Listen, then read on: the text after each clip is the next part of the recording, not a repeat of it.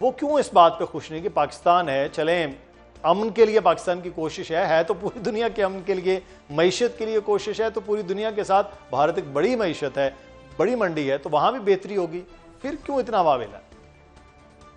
भारत मंडी जरूर है, मईशत कम है, ऐसी बात नहीं है, मंडी है। तो मंडी के आगे आप जो मर्जी लफ्ज इस्तेमाल करना चाहते हैं वो कर लें, आपकी एडिटोरियल फ्रीडम है, मैं आपको दे रहा हूँ। लेकिन देखें 6.5 लाख रेस्टोरेंट्स उनके बंद पड़े हैं क्योंकि एलपीजी गैस नहीं है। लोग दिल्ली से नकल मकानी करके दूर दराज के काऊ कस्बों में चले गए क्योंकि वो अपनी कुकिंग नहीं कर सकते, बेसिक नीड्स का खाना नहीं पका सकते। तो पाकिस्तान की कोशिशें कामयाब होने का मतलब है कि उनके चूल्हे जल पड़ेंगे।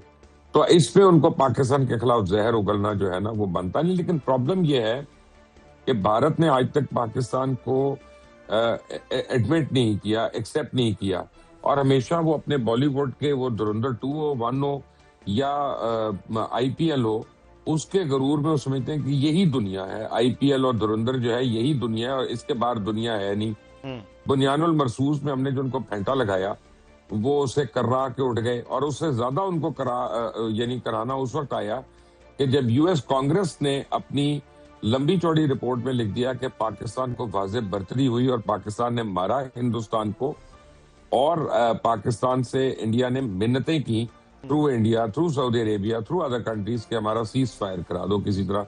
मोदी तो उसको कभी नहीं रद्द कर सका, ना जयशंकर ने किया, ना राजनाथ ने किया, ना अजीत देओल ने किया किसी ने। तो अब उनको समझ नहीं आती, अपनी फिल्में बना बना के ना वो खुद अपनी ही प्रोपेगेंडा में वो जल रहे हैं, भुन रहे हैं।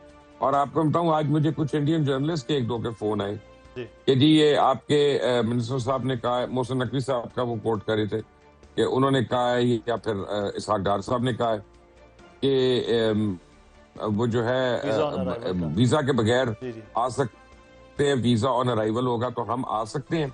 तो मैंने कहा उनको कि मोहसिन नकवी से बहुत बड़ी गलती हो गई और इसहाक डार से भी।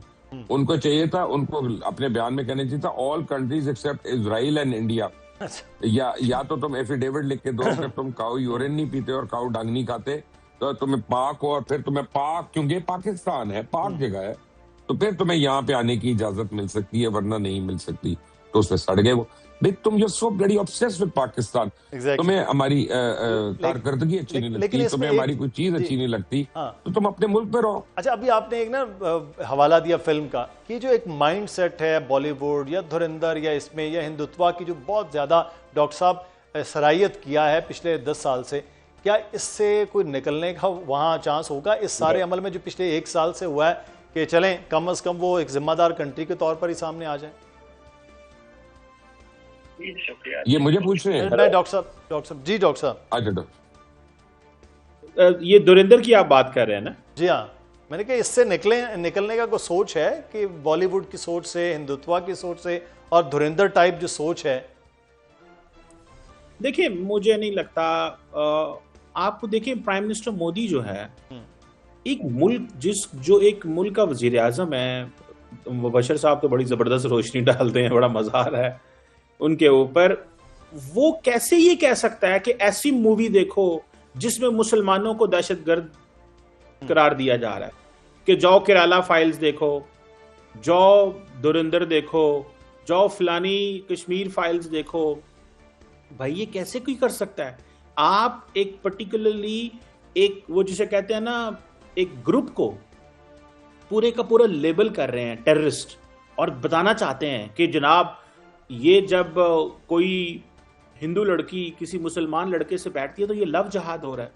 भाई आप तो खुद, आप वजीर आजम साहब कैसे कर सकते हैं? प्राइम मिनिस्टर मोदी को नहीं ये करना चाहिए, लेकिन अगर टॉप लेवल पे ये चीज हो रही है तो उसका फिर इफेक्ट तो नीचे आता है। मैं समझता हूँ ये सबसे खतरनाक चीज है। प्राइम मिनिस्टर मोदी, देखिए आप वजीर आजम बन सकते हैं प्राइम मिनिस्टर साहब, आपको चाहिए, आप वजीर आजम का काम होता है सोसाइटीज को जेल करना, वजीर आजम का काम थोड़ा ही होता है तकसीम करना।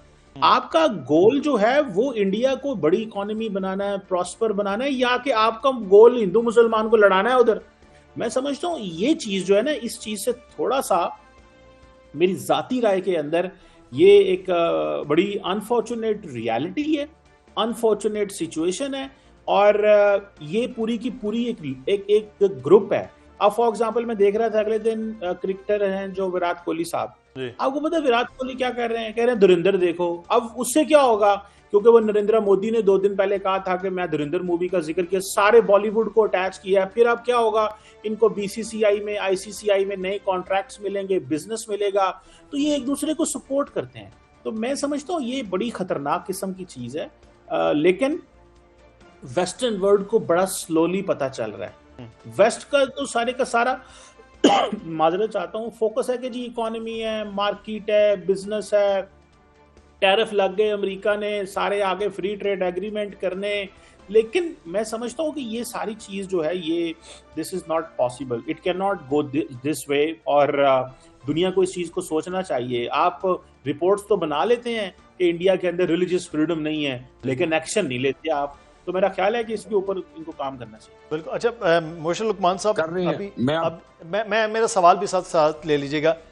लेकिन धुरिंदर के जो प्रोपेगेंडा है, सारी चीज़ें हैं, उसके मुकाबले में पाकिस्तान की जो आज की मूव है, ये तो सारे प्रोपेगेंडा, सब चीज़ों पे पानी, और ये वो कहते हैं ना मलिया मेट हो जाना, वो हो गया है। जो खुद इस वक्त इंडिया में आपके भी दोस्त हैं साफ़ी, हमारे भी, वो भी बात कर रहे हैं और बैशिंग कर रहे हैं मोदी गवर्नमेंट को और गोदी मीडिया को भी।